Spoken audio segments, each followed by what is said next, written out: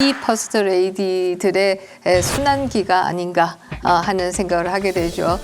윤석열 후보의 부인은 사실상 뭐 그림자 내조란 이런 바위에 외부에 나서지 않았기 때문에 언제 등판할 것이냐, 특히 이제 반대 진영에서는 링에 빨리 올라와라, 상당히 벼르고 있는 뭐 그런 상황이다 이렇게 얘기할 수 있는데요.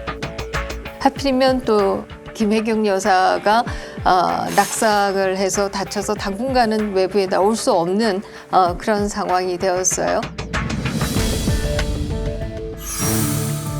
여야 대선 후보가 모두 참석한 전국 여성대회 행사에 민주당 이재명 후보만 보이지 않습니다.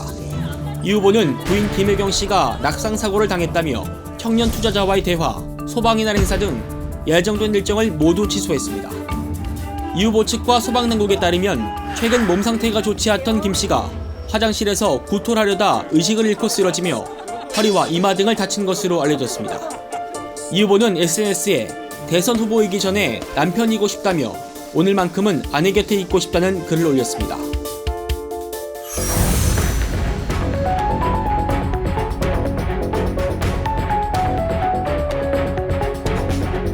사실 이제 낙상이라고 했을 때 일반적으로 발목을 뺐다라든지 아니면은 허리가 뭐 갈비뼈 금간다라고 네, 허리가 좀 삐끗했다든지 뭐 이러면은 사실 별로 루머가 안 생길 것 같아요. 그런데 이게 또 하필이면 열상이라고 하는 거잖아요. 찢어졌다. 그리고 이것을 성형외과에서 복원했다. 이렇게 알려지고 있기 때문에 아니 어떻게 넘어져야 그렇게 열상을 당하는가. 이게 성형외과에서 봉합했다라고 하면은 이것은 얼굴 부위다라고 생각할 수밖에 없는 거죠. 얼굴 부위가 아니면 굳이 성형외과까지 안 가도 돼요. 어느 응급실에서나 처치가 가능하죠. 우리가 일반적으로 넘어지거나 했을 때 얼굴이 다치기는 굉장히 어려워요.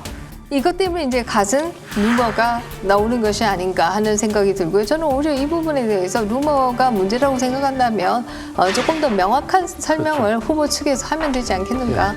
이재명 후보 캠프 측에서는 신체 일부가 바닥에 부딪혀서 열상을 입고 응급실에서 진단을 받은 후에 성형외과에서 열상 부위를 봉합했다 이렇게 나오는데요. 대중들이 이것들에 대해서 좀 의심을 가질 만한 뭐 좀 이상한데 설명이 좀 합리적이지 않은데 라고 느낄 만한 것들이 여러 개 있잖아요. 새벽 1시에서 1시 반 사이에서 그 집안에 있었는데 구토와 어지럼증을 호소하다가 쓰러졌는데 열상을 입어서 새벽에 119 구급대로 해서 병원에 옮겨졌다. 어떤 병원에서 또 다른 병원으로 옮겨졌다. 더 작은 뭐 어떤 병원으로 옮겼다고 하는데 처음에는 어떤 병원으로 갔는지 그게 밝혀지지도 않았고 그래서 지금 대통령 후보로서 어떻게 보면 일일이 여삼추 아니에요. 지금 얼마나 중요한 하루예요. 근데 그 하루를 갑자기 이재명 후보가 그냥 나는 간호하느라고 전혀 움직이지 않고 있겠다라고 얘기를 하니까